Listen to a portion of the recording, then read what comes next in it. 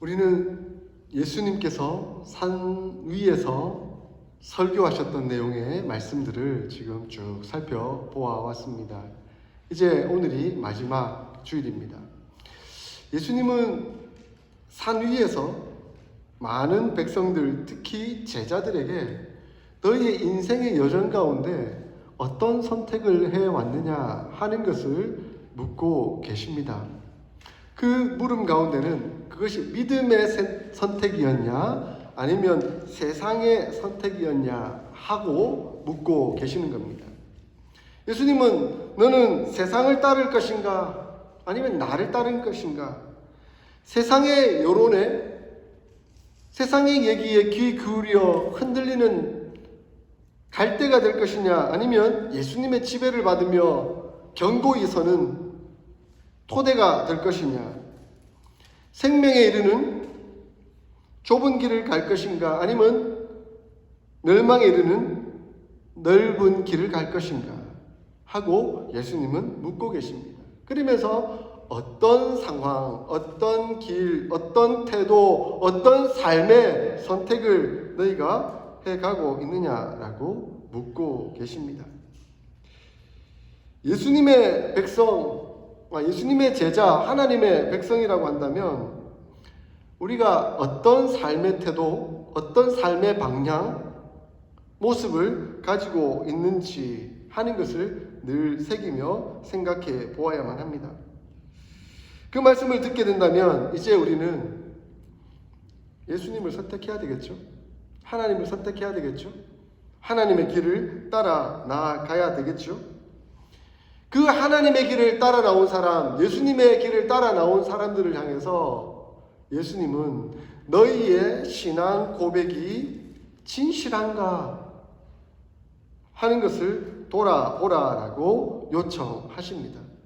여기에 나온 모든 분들은 예수님은 나의 구주입니다. 나의 하나님이십니다. 예수님이 나의 구원자이십니다. 하는 그 고백을 드리면서 나왔을 것입니다. 그런데 예수님은 조금 우리의 마음을 섭섭하게 하고 상하게 하는 말씀을 하십니다. 21절에 나더러 주여 주여 하는 자마다 천국에 들어갈 것이 아니요. 22절에 그날에 많은 사람이 나더러 이르되 주여 주여 하겠지만 그러나 다 천국에 들어가는 것은 아니다. 그렇게 말씀하고 있습니다. 세상에 수많은 그리스도인들이 있습니다. 그리스도인이라는 이름을 받고 저마다 주님 주님 하면서 주님을 부르며 고백하고 있습니다. 사실 주님의 이름을 부르는 것부터가 중요합니다. 예수님을 나의 구주, 나의 하나님으로 고백하는 것이 사실 신앙의 첫 걸음이라고 말할 수 있습니다. 로마서 10장 9절 10절에서 만일 내 입으로 예수를 주로 시인하며 또 하나님께서 그를 죽은 자 가운데서 살리신 것을 내 마음에 믿으면 구원을 받으리라 라고 말씀하고 있습니다. 그러니까 구원의 시작은 예수님이 나의 구주이십니다. 그리고 예수님으로 말미암아 내가 구원을 받습니다 하는 이 고백으로부터 우리의 신앙이 시작된다는 것입니다. 고린도전서 12장 3절에도 그러므로 내가 너희에게 알리노니 하나님의 영으로 말하는 자는 누구든지 예수를 저주할 자라 하지 아니하고 또 성령으로 아니하고는 누구든지 예수를 주시라 할 수 없느니라 라고 말씀하고 있습니다. 여러분, 예수님을 구주로 인정하시죠? 예수님을 구주로 고백하시지요? 아멘. 여러분 속에 성령님이 계십니다. 성령님이 그렇게 고백하도록 주관하시고 역사하시는 것입니다. 감사합니다. 우리가 신앙생활을 하면서 먼저 해야 할 것은 예수를 구주로 인정하고 고백하는 것입니다. 예수님을 구주로 고백하고 인정하는 그것에서부터 구원이 출발되기 때문에 그렇습니다. 예수님을 구주로 인정하고 고백하는 것은 성령 하나님이 아니고서는 결코 이루어질 수 없는 고백입니다. 그러므로 성령 하나님께서 우리 마음에 임재하실 때 우리는 예수님을 구주로 인정하고 고백할 수가 있는 것이죠. 그런데 예수님은 이러한 고백에 대해서 좀 생각해보고 신중하라라고 요청하고 있습니다. 나더러 주여 주여 하는 자마다 다 천국에 갈 수 없다라고 말씀하고 있습니다. 심지어 예수님 주님이십니다 하는 고백 정도가 아니라 주여 주여 외치면서 나의 신앙을 증거하듯이 그렇게 보여주듯이 그렇게 하는 태도라 할지라도, 열렬히 그렇게 부르고 간구한다 할지라도, 심지어 공적으로 선지자 노릇도 하고 귀신을 내어 쫓는 권능을 행했다 할지라도 그 자체가 구원은 아닐 수 있다, 구원은 아니다라고 말씀하고 있습니다. 마치 그것이 공허한 실체에 불과하다라고 한다면 그것은 결국 아무것도 아닐 수도 있다라고 예수님은 지금 주의를 주고 계십니다. 왜냐하면 그들이 하는 그 신앙 고백이 사실은 마음적으로, 삶으로 인정하고 고백하는 것이 아니라 다만 입술을 통해서만 하는 고백이 될 수 있기 때문에 그렇습니다. 그래서 예수님은 나더러 주여 주여 하는 자마다 다 천국에 들어갈 것이 아니요, 어떤 사람이 천국에 들어간다고요? 오직 하나님의 뜻대로 행하는 자라야 천국에 들어갈 것이다 라고 말씀하고 있습니다. 결국 어떤 사람들은 입으로는 주여 주여 말하고, 또 어떤 사람들은 주여 주여 주여 하면서 막 이렇게 사람을 치유하는 행위도 하고, 그리고 하나님의 말씀을 대언한다고 예언하기도 하고 하는 그런 하나님의 능력을 보여주는 그런 모습이 있다 할지라도 그 자체의 그 삶의 모습 속에서 진정한 우러나오는 고백과 삶의 태도와 행동이 따르지 않는다고 한다면 그것은 하나님 앞에서 진실된 고백이 아니다라고 말씀하고 있습니다. 그것은 다만 입술에 따른 고백이라고 얘기하고 있는 것이지요. 제가 중학교 때 저희 친구 아버지가 돌아가셨어요. 간암이 심하셔서 많이 힘드셨어요. 말기암이 되니까 병원에서도 거의 치료하기가 힘든 상황이 되어 버렸던 것이죠. 그랬더니 그때 우리 시대에 모 기도원이 있었어요. 거기 가면 막 환자들이 다 모여드는데 주여 주여 부르면서 기도하고, 그리고 그 원장이 손을 얹고 안수하고 치료하는 행위를 하면 병이 낫는다는 거예요. 그래서 제 친구와 그 어머니와 아버지가 지푸라기라도 짚는 심정으로 그 기도원에 찾아가셨어요. 갔더니 열렬하게 찬양하고 기도하고 주여 주여 주여 막 부르는 거죠. 그런데 이제 딱 가니까 벌써 뭐부터 요구하냐면 돈부터 요구하는 거예요. 치료받기까지 드는데 금액이 얼마고, 완전히 치유하고 나면 얼마를 더 내라 하는 그 내용을 얘기하고, 그리고 그 기도원 안에 있는 샘물에서 물이 나는데 그 샘물에 물을 떠가서 계속 마시면 치료가 된다는 거예요. 그리고 그 원장이 그 가슴 여기 한복판 있잖아요. 거기를 손톱으로 자꾸 긁는 거예요. 주여 주여 주여 주여 하면서 막 긁는 거예요. 그러니까 거기에 상처가 생기겠죠. 손톱으로 막 긁으니까 상처가 생기는데, 처음에는 상처가 나다 피가 나다가 좀 닦았다가 하니까 이제 이게 점점 고름이 생기고, 고름이 말랐다가 다시 또 뜯어내서 이렇게 긁었다가 하니까 또 이게 점점 큰 고름이 생기고 말라붙었다가 이렇게 되는 거예요. 그러면서 나중에 이게 큰 덩어리가 하나 생기는 거죠. 그 덩어리를 이 원장이 딱 보더니 이게 암덩어리라고, 암세포라고, 고름덩어리인데, 그리고 그걸 딱 떼내면서 이 사람 몸에서 암이 나왔다고 이렇게 하면서 선전하는 거예요. 사람들이 막 할렐루야 주여. 근데 친구 아버지는 돌아가셨어요. 얼마 후에.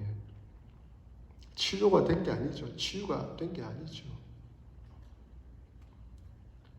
수많은 사람들이 거기서 그렇게 죽어나갔습니다. 근데 거기에 주여 주여라는 이름이 불리어졌고, 예수님의 이름으로 능력이 행하여진다라고 했지만 실제로 예수님의 능력은 없었습니다. 다만 돈벌이 수단일 뿐이었던 것이지요. 결국 나중에 이단으로 정죄받고 그 단체와는 교회가 결코 접촉하지 말 것을 요청했던 것이죠. 오늘날 시대에 수많은 사람들이 예수님을 주여 주여 부르고 있지만 그 주여 주여라는 고백이 진실한 고백인지 하는 것은 우리가 돌아보아야만 합니다. 그 원장은 예수님의 이름을 이용해 하기도 했고 주여 주여 부르도록 만들고 예배도 드리도록 하긴 했지만 그의 삶 속에서 순종이 없었습니다. 진실한 하나님을 향한 태도가 없었던 것이죠. 그냥 돈벌이 수단으로 자기 만족과 안위를 누리기 위한 방법으로 했던 것이죠. 그러므로 예수님을 주님이라고 고백하며 인정하며 나온다는 것은 곧 예수님이 나의 구주입니다라고 고백한 그것이 우리의 삶의 태도와 행동에도 영향을 미친다는 겁니다. 그래서 제가 가끔은 보면 어떤 분들은 예수님을 잘 믿는 척해요. 기도도 열심히 한다 하고 예수님을 주라라고 부르기도 하고 그러면서 교회도 잘 나와요. 그런데 삶의 태도, 행동을 보면 저분이 예수 믿는 거 맞는가? 저분이 예수님의 딸이고 있긴 맞는 건가? 하는 그런 의심이 들 때가 있죠. 물론 우리가 완벽할 수는 없습니다. 완벽한 태도로 완벽하게 예수님을 다 따라갈 수는 없죠. 저도 마찬가지고요. 그러나 방향성이 중요한 거죠. 정말 그 방향이 예수님을 따르려는 기본적인 태도가 되어 있는가? 기본적인 소양이 있는가? 하는 것이 보여진다는 것이지요.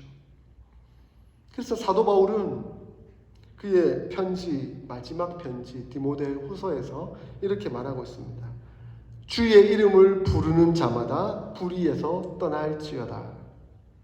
주의 이름을 부르는 자마다 불의에서 떠날지어다.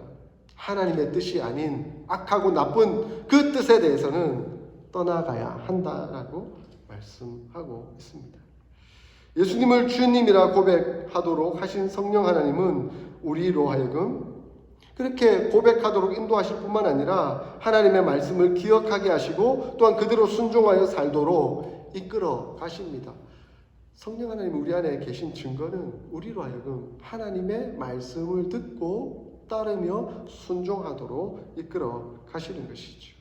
그러므로 누가복음에서는 누구든지 말로 인자를 거역하면 사하심을 받으려니와 성령을 모독하는 자는 사하심을 받지 못하리라 라고 말씀하고 있습니다. 혹시 입으로 제대로 믿지 못하는 상황 속에서 예수님을 잠깐 부인할 수는 있어요. 그러나 여전히 삶의 태도 속에서 성령을 끝까지 거역하고 있다면 이것은 결코 용서받지 못하는 죄라라고 성경은 말씀해 주고 있습니다. 성령 하나님은 우리로 예수님을 나의 구주 나의 하나님이라고 인정하게 함으로 말미암아 구원을 받도록 의롭다고 인정을 받도록 인침을 받도록 칭의가 되도록 역사하시지만 칭의받은 자가 자연스럽게 거룩해져 가도록 성화되도록 이끌어 가십니다. 그러므로 칭의와 성화는 구분되는 것이 아니에요. 칭의와 성화는 연결되어 있습니다. 의롭다고 인정을 받은 사람이라고 한다면 자연스럽게 그 다음 단계가 방향성으로 거룩해져 가는 길로 나아가게 되는 것입니다. 그러니 예수님께서 불순종하여 그것을 거부하였을 때는 어떤 결과가 일어나는가 23절에 말씀하고 있습니다. 그때 내가 그들에게 밝히 말하되 내가 너희를 도무지 알지 못하니 불법을 행하는 자들아 내게서 떠나가라 라고 말씀하실 것이다 라고 말씀합니다. 참 비참하죠. 참 안타깝죠. 교회 나름대로 다닌다고 다녔는데 예수님을 믿는다라고 입으로는 고백했는데 삶은 전혀 그것을 따르지 못하고 자기 마음대로 살다가 나름대로 천국 갈 것이라는 기대와 생각을 가지고 하나님 앞에 섰는데 내가 너를 도무지 알지 못한다. 그러면 얼마나 억울할까요? 얼마나 가슴 아프고 힘들까요? 영원한 멸망에 이를 수밖에 없다고 한다면. 그러므로 우리는 우리의 신앙 고백도 잘 살펴야 하겠지만 그 신앙 고백에 따른 우리의 삶과 태도 또한 잘 돌아보아야만 합니다. 제가 말씀드렸죠? 절대적인 순종은 쉽지가 않죠. 우리가 성인이 아니잖아요. 그렇지만 방향성이 중요합니다. 정말 내가 기본적으로 순종할 태도를 가지고 한 걸음 한 걸음 따라가고 있는가 하는 것들을 돌아볼 수 있기를 바랍니다. 그래서 순종의 삶의 태도를 통해서 우리의 신앙 고백을 보여줄 수 있는 저와 여러분들이 다 될 수 있기를 축원합니다.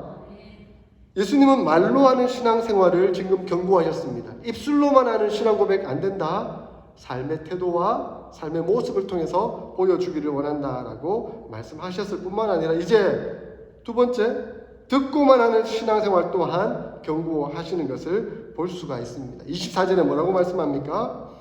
그러므로 누구든지 나의 이 말을 듣고 행하는 자는, 그리고 26절에 나의 이 말을 듣고 행하지 아니하는 자는 이라고 말씀하고 있습니다.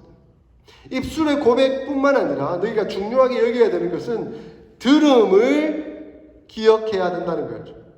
어떤 사람은 듣고 순종하는데 어떤 사람은 듣고도 순종하지 않는다라고 말씀하고 있습니다. 말하는 것과 순종을 대조하셨다고 한다면 이제는 듣는 것과 순종을 대조하고 계십니다. 말씀을 동일하게 듣는 것은 하나님의 은혜를 입은 것이지요. 구원이 여기서 있다라는 것을 깨달은 것이지요. 그런데 이제 그 말씀을 듣고 나서 우리 인생 가운데 큰 위기와 힘든 상황을 맞이할 때가 있을 겁니다. 부딪힐 때가 있을 것입니다. 예수님은 이것을 집 짓는 것과 관련하여서 설명하고 있습니다. 하나님의 말씀을 듣고 순종하는 사람은 어디에 집을 지은 사람입니까? 반석 위에 집을 지은 사람입니다. 그런데 말씀을 듣고도 순종하지 아니한 사람은 어디에 집을 지은 사람입니까? 모래 위에 집을 지은 사람입니다. 처음에 보면 어렴풋이 동일하게 보이죠. 예쁘게 집을 잘 가꿔서 지어놓으면 저 집 참 예쁘다, 저 집 참 좋다 라고 생각이 들겠지요. 맑은 날씨, 좋은 날씨 속에서는. 그런데 비가 오고 폭풍이 불고 힘든 위기의 상황을 맞닥뜨리면 그 집이 어떠한 토대 위에 세워져 있는지 하는 것이 보여지게 될 것이다 라고 말씀하고 있습니다. 캘리포니아에서 오신 분들은 잘 아시겠죠? 캘리포니아가 날씨 얼마나 좋습니까? 저도 캘리포니아 살아보지는 않았지만 LA도 가보고 샌프란시스코도 가보니까 겨울에 그렇게 춥지 않고 여름에 그렇게 덥지 않고, 얼마나 우리 여기 어스틴은 여름에 얼마나 더운지, 그죠? 그런데 캘리포니아는 참 좋은 날씨를 가지고 있습니다. 그래서 수많은 부유한 사람들이 그곳에 가서 좋은 집을 짓고 살고 있더라고요. 그런데 이 기후 변화로 인해서 날씨가 변했어요. 뉴스를 보니까 캘리포니아에 엄청난 비가 왔더라고요. 그리고 그 뉴스를 보니까 그 엄청난 비가 왔더니 그 집이 막 다 붕괴되고 캘리포니아에, 그리고 그 전망 좋은데 바닷가에 지은 집들, 엄청난 집, 엄청나게 비싼 집, 그 집이 절벽이 무너지면서 같이 무너져 버렸더라고요. 뉴스에 보면서 와, 참 한순간이구나 저 무너지는 거. 어디에 어떤 토대 위에 집을 짓는가 하는 것은 우리의 신앙을 되돌아보는 중요한 계기가 된다라고 하나님은 말씀하고 있습니다. 예수님은 듣기는 똑같이 들었는데 둘 다 성경을 읽고 똑같이 교회를 다니고 똑같이 설교를 듣고 똑같이 신앙 도서를 읽고 했는데 왜 어떤 사람은 정말 진실된 예수님의 토대 위에 신앙을 쌓았는데 어떤 사람은 그냥 듣기만 하고 자기 마음대로 살아가는 그런 신앙의 토대를 쌓았는가 하는 것을 예수님은 묻고 계십니다. 들음은 지식이 아니에요. 여러분, 지식은 신앙이 아닙니다. 아는 것은 다 알죠. 예수님이 십자가에 못 박혀 죽으셨다는 것은 거의 대한민국 국민이라면 다 압니다. 왜냐하면 학교 다닐 때 그 교육을 다 받으니까요. 그러나 그 예수님이 정말 자신의 구주인지 자신의 하나님인지 고백하는 것은 다른 차원이죠.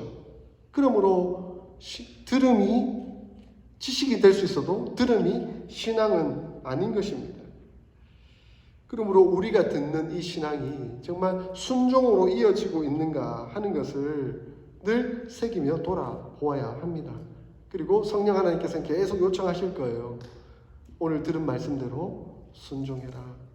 오늘 하나님의 말씀이 가르친 대로 따라가라 라고 하나님은 계속 요청하실 것입니다.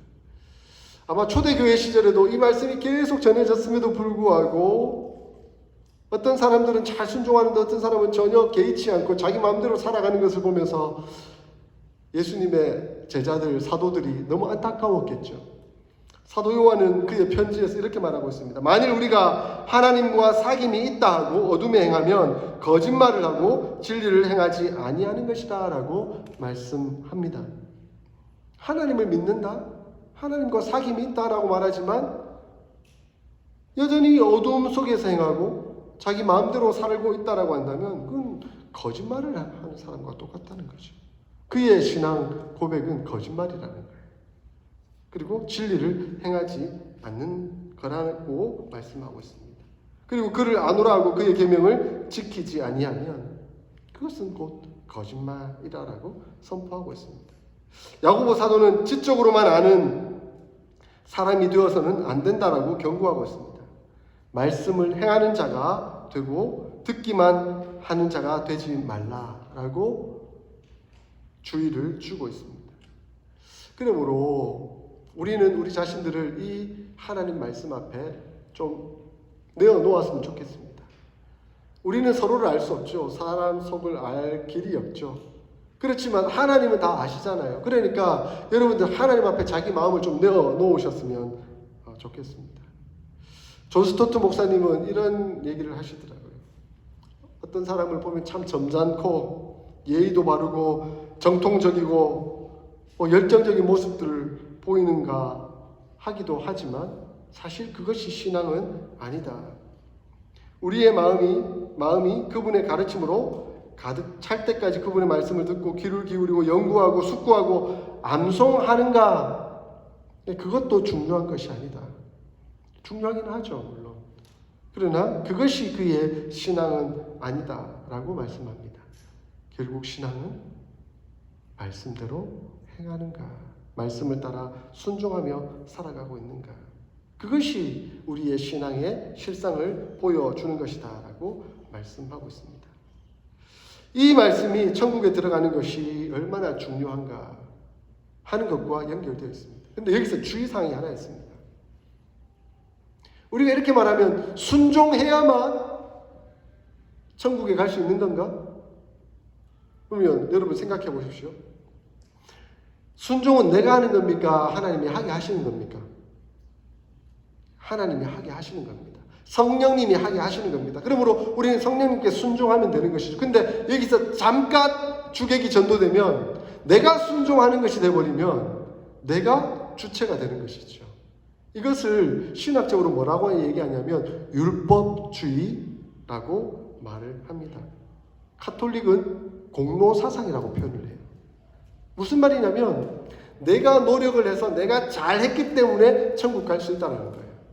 이것은 절대적으로 주의해야 될 내용입니다. 왜냐하면 우리는 천국에 전적으로 예수 그리스도의 이름으로 하나님의 은혜로 들어가는 것입니다. 우리의 노력이나 우리의 공로로 들어가는 것이 아닙니다. 만약에 우리의 노력이나 우리의 공로로 들어갈 수 있다고 한다면 예수님께서 십자가에 못 박혀 죽으실 필요가 없었던 것이죠. 다만 우리는 예수님의 십자가의 죽으심의 보혈을 의지해서 감사함으로 성령께서 이끄시는 대로 순종함으로 살아가는 것입니다. 결코 율법주의나 공로사상에 입각해서 우리의 신앙생활을 하는 것이 아니죠. 율법주의나 공로주의에 빠진 신앙생활 하신 분들을 보면 굉장히 교만하다는 것을 볼 수가 있어요. 왜냐하면 자기가 잘 지키니까 바리새인들처럼 나는 이만큼 잘 지키니까 나는 하나님 앞에서 떳떳해 이렇게 생각해요. 그리고 다른 사람들과 비교하죠. 왜 나는 이렇게 잘 지키는데 저 사람은 저렇게 못 지키는 거야? 라고 하면서 자기를 비교 우위에 세워서 교만하게 생각을 합니다. 그러나 정말 하나님의 은혜로 나는 살고 있고 하나님의 은혜로 구원을 받고 하나님의 은혜로 순종하고 있다라고 생각하시는 분들은 항상 겸손해요. 나는 자격이 없고 나는 죽을 수밖에 없는 사람이었지만 하나님이 예수 그리스도를 통해서 나를 구원하시고 나로 하여금 성령께서 인도하셔서 하나님의 삶을 살아가도록 이끌어 주시는구나. 얼마나 감사한지. 그러므로 교만할 필요가 없습니다. 남과 비교할 필요도 없습니다. 항상 겸손한 것이죠. 이런 바리새인들과 같은 사람들은 결국 무너집니다. 아이고, 얼마나 노력해야, 얼마나 공로를 내가 이루어야 구원받을 수 있을까? 늘 의심에 차 있는 것이죠. 구원의 확신이 없어요. 늘 두려움, 어려움에 처하게 되는 것이죠. 그러므로 은혜가 없는 것입니다. 사랑하는 성도 여러분, 저와 여러분들은 들음으로 믿음을 얻은 자들입니다. 예수 그리스도의 십자가로 구원을 받은 자들입니다. 성령 하나님이 우리 가운데 역사하셔서 거룩한 삶을 사도록 인도하시는 분들입니다. 그러므로 듣고 믿고 순종하는 사람들이 바로 우리들이지 않습니까? 그러므로 사랑하는 성도 여러분, 이제 우리의 삶들을 좀 돌아볼 수 있기를 소원합니다. 우리의 고백을 더욱더 견고하게 하기를 소원합니다. 주는 그리스도시요 살아계신 하나님의 아들이시라는 베드로의 고백이 우리의 고백이 되기를 원합니다. 그리고 그 고백이 예수 그리스도의 주되심으로 실제로 우리의 삶으로 드러나기를 간절히 소원합니다. 뿐만 아니라 우리의 들음이 진실되기를 원합니다. 믿음은 들음에서 나는 것을 알고 우리의 들음이 믿음을 견고히 하는 과정이 되기를 간절히 소원합니다. 그리고 그 들음대로 순종하여 우리의 삶의 태도를, 우리의 삶을 통해서 복음이 드러날 수 있는 삶을 살아갈 수 있기를 간절히 소원합니다. 그래서 어스틴 사랑의 교회는 말로만 하는 교회가 아니라, 듣기만 하는 교회가 아니라 그 고백을 삶으로, 그 들음을 삶의 태도와 행동으로 만들어내는 교회가 되기를 소원합니다. 그리고 그러한 삶을 통해 하나님께 영광 돌려드리는 저와 여러분들이 다 될 수 있기를 주의 이름으로 축원드립니다. 아멘. 오늘 들은 말씀을 우리가 오늘 하는 교훈을 주시는 말씀이었는데 조금 하나님 앞에서 돌아보면서 결단의 기도를 올려드렸으면 좋겠습니다. 하나님, 저는 부족하고 연약하지만 저희의 입술의 고백이 진실된 고백이 되기를 원합니다. 저희의 들음이 순종의 들음이 될 수 있도록 하나님 도우시고 역사하여 주시옵소서. 그래서 저희의 삶의 태도가 방향이 주님을 향해 있을 수 있도록 한 걸음 한 걸음 나아갈 수 있도록 주님 도우시고 역사하여 주시옵소서. 우리 함께 이 진실한 고백을 결단하며 올려드리도록 하겠습니다. 함께 기도하겠습니다. 하나님